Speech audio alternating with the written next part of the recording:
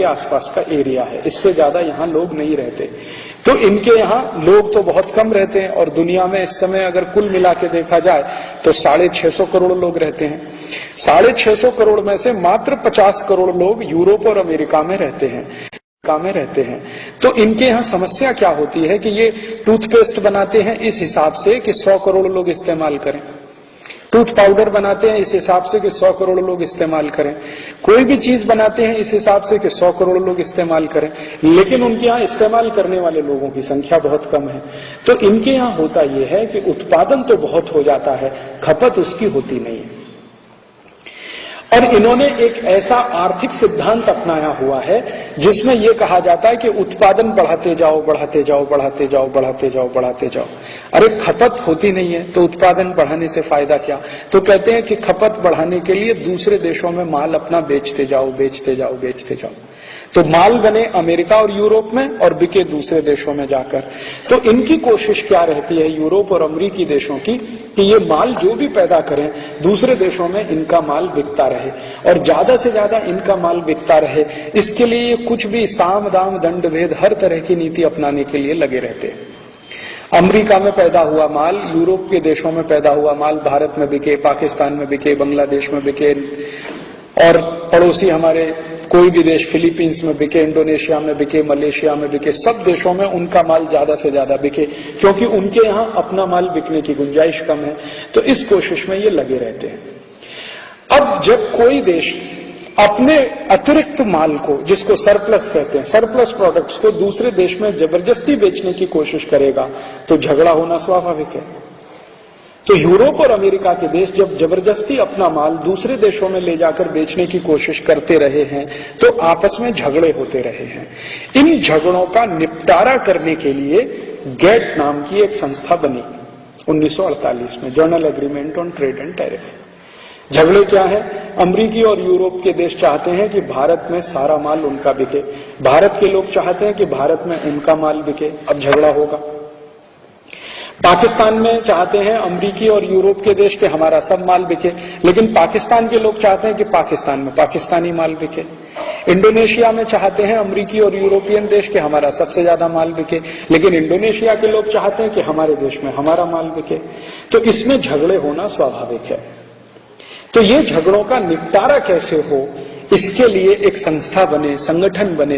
यही संस्था और संगठन का नाम रख दिया गैट। ये बन गया 1948 में। मैंने आपसे कहा कि भारत इसके बनाने के समय मेंबर रहा, अमेरिका भी इसमें मेंबर था, फ्रांस भी था, जर्मनी भी था, ब्रिटेन भी था। 23 देशों ने मिलकर इसको बनाया। बाद में क्या हुआ, धीरे धीरे धीरे धीरे और भी देश इसमें शामिल हो गए। बाद में कुछ 35 देश आए, 4-5 साल के बाद और 10-12 देश आए। ऐसे करते करते करते करते आज इसमें 126 देश शामिल हैं। दुनिया में देशों की संख्या है 204 और उसमें से 126 शामिल हैं गैट नाम के संस्था के अंदर या समझौते के अंदर। ये सभी देशों ने आपस में मिलकर एक नियम बनाया कि जब भी अतिरिक्त सरप्लस प्रोडक्ट को दूसरे देश में बेचने पर कोई भी झगड़ा होगा, टैक्स का झगड़ा हो या क्वांटिटी का झगड़ा हो, रिस्ट्रिक्शन का झगड़ा हो, कोई भी झगड़ा हो, इनका निपटारा करने के लिए हम आपस में बैठकर गैट में बात करेंगे, नियम कायदे कानून उसके हिसाब से बनाएंगे। 1948 में जब ये गैट शुरू हुआ तो 1986 तक ये गैट इसी आधार पर काम करता रहा। आधार क्या? अगर कोई देश का सामान दूसरे देश में बिकने के लिए जाता है और वहां कोई झगड़ा शुरू होता है तो उस झगड़े का निपटारा करना गैट का काम है। इस आधार पर यह काम करता रहा 1948 से 1986 तक। लेकिन 1986 में आने के बाद, 1986 का साल जब आ गया 1986 का, तब अमेरिकी और यूरोपियन देशों ने यह तय किया कि हमें गैट का उपयोग और ज्यादा तरीके से करना है। और ज्यादा तरीके से क्या करना है? अगर वो कोई अपना माल लेके भारत में बेचने के लिए लाते हैं और भारत की सरकार कहती है कि नहीं, हम ये माल नहीं बिकने देंगे, और उसको रोकने के लिए वो कोई कदम उठाती है, तो इन अमेरिकी और यूरोपियन देशों ने आपस में मिलकर तय किया कि हम कुछ ऐसे कानून बनवाएं ताकि हमारा माल रोकने के लिए कोई भी कदम दुनिया की सरकारें ना उठाएं। अक्सर ये झगड़े होते थे। अमेरिका का कोई माल भारत में आया, हमारी जरूरत नहीं है, सरकार ने उस पर टैक्स लगा दिया। उदाहरण के लिए अमेरिका के देशों से संतरा भारत में बिकने के लिए आया, हम भारत में भरपूर मात्रा में संतरा पैदा करते हैं और हमारे पास कोई आवश्यकता नहीं है अमेरिकी संतरा खाने की, हमें जरूरत भी नहीं है, हमारे विदर्भ में बहुत अच्छा संतरा होता है। तो भारत सरकार ने अमेरिकी संतरे पर पाबंदी लगाई। पाबंदी लगाने के दो रास्ते होते हैं, एक तो होता है टैरिफ, माने टैक्स लगा दिया, इतना ज्यादा टैक्स लगा दो कि अमेरिकी संतरा भारत के संतरे से सस्ता ना बिक पाए, इतना टैक्स लगा दो, तो उसको कहते हैं टैरिफ बैरियर, ताकि अमेरिकी संतरा भारत में बिकने के लिए ना आए। दूसरा होता है क्वांटिटेटिव रिस्ट्रिक्शन। वो क्या होता है, अगर अमेरिका ने बहुत जोर डाला और भारत सरकार को कन्विंस कर लिया, तो भारत सरकार ने कहा अच्छा ठीक है, साल में 10 किलो संतरा अपना तुम भारत में बेचो, 10 किलो से 1 किलो भी ज्यादा हुआ तो हम फिर पाबंदी लगा देंगे। इसको कहते हैं क्वांटिटेटिव रिस्ट्रिक्शन। तो दो तरीके से बाहर से आने वाले सामान को रोका जाता है किसी भी देश में। भारत भी रोकता है, पाकिस्तान भी रोकता है, अमेरिका भी रोकता है, फ्रांस भी रोकता है, जर्मनी भी रोकता है। हर एक देश अपने बाजार में आने वाले विदेशी सामान को रोकने के लिए ये दो ही रास्ते अपनाता है, या तो वो क्वांटिटेटिव रिस्ट्रिक्शन लगाता है, या तो उसके ऊपर टैक्स इतना ज्यादा लगा देता है कि वो महंगा हो जाए। ये तरीके से अमेरिका और यूरोप के देशों का सामान भारत में रोका जाता था। इन देशों ने क्या सोचा कि अगर हम ये क्वांटिटेटिव रिस्ट्रिक्शन और टैरिफ बैरियर दोनों समाप्त करा लें, तो फिर भारत या भारत जैसे तमाम देश हमारा कोई माल रोक नहीं पाएंगे अपने बाजार। हम जितना चाहेंगे उतना माल भारत और यूरोप में, भारत और भारत के पड़ोसी देशों में बेच पाएंगे। उनकी यहाँ परेशानी क्या है, मैंने आपसे कहा कि माल का उत्पादन तो बढ़ता जा रहा है, कंजम्पशन उसका है नहीं। अब जब उत्पादन ज्यादा होता है और उपभोग कम होता है, तो अर्थशास्त्र की परिभाषा में एक संकट आता है, उसको कहते हैं मंदी, रिसेशन, इकोनॉमिक रिसेशन, आर्थिक मंदी।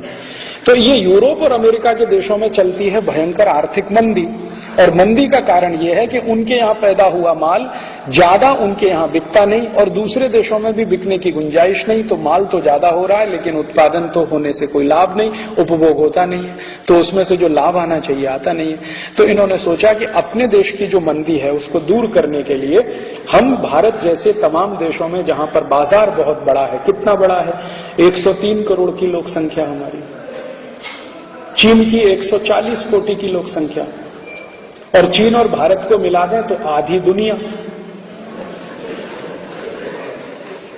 140 कोटि और 103 कोटि, तो 243 कोटि हो गया, लगभग आधी दुनिया हो गई। और फिर हमारे पड़ोसी देशों को देखें, इंडोनेशिया 18 कोटि का देश, पाकिस्तान 14 कोटि का देश, 18 कोटि के यूरोप में कोई देश नहीं है। मैंने आपसे कहा ना, यूरोप का सबसे बड़ा देश है जो ब्रिटेन और फ्रांस और जर्मनी 6-6, 7-7 कोटि से नीचे के हैं, लेकिन एक ही देश है 18 कोटि का, इंडोनेशिया, फिर मलेशिया, फिर फिलीपींस, फिर थाईलैंड, फिर ये सब देश। तो ये सब जो एशिया के देश हैं, अगर एशिया को इकट्ठा कर लिया जाए तो ये दुनिया का, एशिया और अफ्रीका, अफ्रीका के देश देखो, नाइजीरिया 19 कोटि का देश, सूडान, लीबिया 12-13 कोटि के देश, और नीचे आ जाइए साउथ अफ्रीका 11 कोटि का देश। तो ये अफ्रीका और एशिया के देशों को अगर इकट्ठा कर दिया जाए तो 3/4 दुनिया तो यही है, और यही 3/4 दुनिया के बाजारों में यूरोप और अमेरिका का माल ज्यादा से ज्यादा बिकना चाहिए। ये इसके ऊपर टैरिफ बैरियर ना लगाएं, क्वांटिटेटिव रिस्ट्रिक्शन ना लगाएं, ये 1986 में यूरोप और अमेरिका की सरकारों ने आपस में बैठ के तय किया कि हम कुछ ऐसा कदम उठाएं ताकि हमारे माल पर कोई रोक टोक ना लगे, इन देशों में आसानी से जाए। तो इसके लिए इन्होंने बोलना शुरू किया कि गेट के नियम चेंज करो, गेट के कानून चेंज करो, नियम चेंज करो, पुराने हो गए हैं, 30 साल पुराने हो गए, 35 साल पुराने हो गए, 40 साल पुराने हो गए। नियम कभी बने थे? 1948 में, और बात शुरू हो गई 1986 में। तो इन्होंने बोलना शुरू किया बहुत पुराने हो गए, बदल करो, बदल करो, बदल करो। तो गेट में आपस में मिलके एक तय कर लिया कि हम अब पुराने नियम बदलेंगे। तो पुराने नियम बदलेंगे तो नए नियम बनेंगे, तो नए नियम बनाने के लिए एक समिति बनाओ। तो एक समिति बनाई गई, उस समिति का अध्यक्ष एक व्यक्ति को बनाया गया, उसका नाम था आर्थर डंकल। वो समिति का अध्यक्ष बना और उसने अपने समिति में काम करने के लिए 20-25 लोगों को चुन लिया कि ये मेरे साथ काम करेंगे। तो वो समिति बन गई, समिति ने काम शुरू किया। समिति ने 1986 में जब ये काम शुरू किया तो दुनिया के सभी देशों के लिए एक प्रस्ताव बना दिया, एक ड्राफ्ट बना दिया। उसी का नाम हो गया डंकल ड्राफ्ट। बाद में उसका नाम हो गया गेट एग्रीमेंट और 1 जनवरी 2005 से उसका नाम हो जाएगा WTO एग्रीमेंट। जब ये लागू होगा तो अब इसका नाम होगा WTO। ये 3 पड़ाव इसके थे। पहले ये था गेट करार, उसके पहले था डंकल प्रस्ताव, अब हो जाएगा WTO एग्रीमेंट। तो ये जो प्रस्ताव बना आर्थर डंकल के द्वारा, इसमें बाद में कुछ और भी जोड़ हुआ, कुछ घटाव हुआ, तो प्लस माइनस होता रहा। अभी ये फुल फ्लेज होके आ गया है और वही मेरे हाथ में है जो मैं आपसे बात करने जा रहा हूं। ये जो इन्होंने बना दिया है प्रस्ताव, यूरोप और अमेरिकी देशों के सरकारों के कहने पर आर्थर डंकल और उसके सहयोगियों ने जो प्रस्ताव बना दिया है, इसमें लगभग 2000 शर्तें हैं और इसकी शर्तें बड़ी विचित्र विचित्र हैं। आप सुनकर आश्चर्य करेंगे। इस प्रस्ताव पर हस्ताक्षर भारत सरकार ने किया 15 दिसंबर 1994 को। भारत के बाद इस पर हस्ताक्षर किया अमेरिका ने। हाँ, एक बात जो किसी के ध्यान में नहीं है, गेट करार पर, डंकल प्रस्ताव पर, WTO एग्रीमेंट पर भारत सरकार ने पहले हस्ताक्षर किया है, अमेरिका ने उसके बाद किया है और अमेरिका के बाद यूरोप के देशों ने किया है। सबसे बाद में इस पर हस्ताक्षर करने वाला सबसे बड़ा देश है चीन। चीन ने अभी मुश्किल से 2 साल पहले इस पर हस्ताक्षर किया है। भारत ने तो 1994 में किया, अमेरिका ने 1995 में किया, यूरोप के देशों ने 1996 के बाद में किया। अच्छा, आपके मन में प्रश्न आ सकता है कि भारत ने पहले हस्ताक्षर किया, अमेरिका ने बाद में क्यों किया? अमेरिका के मन में पहले से एक बहुत बड़ी साजिश थी, योजना थी चोरी करने की, बेईमानी करने की, इसलिए उसने भारत को पहले प्रेशराइज किया, तुम हस्ताक्षर कर दो। जब भारत की ओर से ये बात अमेरिका की तरफ कही गई कि भाई आप भी तो करो, तो उन्होंने कहा हम तो कर देंगे, तुम पहले कर दो। हाँ, हम तो कर देंगे। और भारत की सरकार इसमें फंस कैसे गई हस्ताक्षर पहले करने में? आप याद करिए 1991 में भारत में जब सरकार बनी थी तो भारत की आर्थिक हालत बहुत खराब थी। इतनी खराब हालत थी कि हमारे देश का सोना गिरवी रख के हमने कर्ज लिया था बैंक ऑफ इंग्लैंड से। 47 मीट्रिक टन हमने सोना गिरवी रखा था बैंक ऑफ इंग्लैंड में। 1 मीट्रिक टन में 1000 किलो होता है, 47,000 किलोग्राम सोना हमने गिरवी रखा था। 1 किलो सोना लगभग इस समय 7 लाख रुपए के आसपास है। आप कल्पना कर सकते हैं हमने कितना देश का धन गिरवी रखा था। हालत बहुत खराब थी, हमने कर्जा लिया था, सोना गिरवी रखा था। उसी समय अमेरिकी और यूरोपियन देशों को मौका मिल गया। मौका क्या मिल गया? हमने इन देशों की तरफ भी हाथ फैलाया था कर्जे के लिए, तो इन्होंने कहा तुमको कर्जा चाहिए तो गेट करार साइन कर दो, पहले WTO साइन कर दो। तो भारत सरकार को कर्जे के लालच में फंसाकर इन्होंने ये हस्ताक्षर पहले करा लिया। अच्छा, मजे की बात क्या हुई, एक इंटरेस्टिंग बात जो शायद आप नहीं जानते, जैसे ही भारत ने हस्ताक्षर किया दुनिया के 77 देशों ने अगले ही दिन हस्ताक्षर कर दिया। हाँ, 77 देशों ने अगले ही दिन कर दिया। भारत ने 15 दिसंबर को किया 1994, 16 दिसंबर 1994 को दुनिया के 77 देशों ने हस्ताक्षर किया। ये देश कौन थे? Indonesia, Malaysia, Philippine, Sri Lanka, Bangladesh, Pakistan, Nigeria, Kenya, Somalia, Ethiopia, south Africa, ये सब देशों ने किया। जब इन देशों से ये पूछा गया कि तुमने हस्ताक्षर क्यों किया, तो उन्होंने कहा जी भारत ने किया तो हमने कर दिया। हाँ, बिल्कुल स्पष्ट उनका यही कहना था, जी भारत ने किया तो हमने कर दिया। तो भारत ने क्या किया और तुमने क्यों किया? तो वो कहते थे जी भारत सरकार ने किया है तो कुछ सोच समझ के ही किया होगा, हमको इसमें सोचने की भी फुर्सत नहीं है, जरूरत भी नहीं है।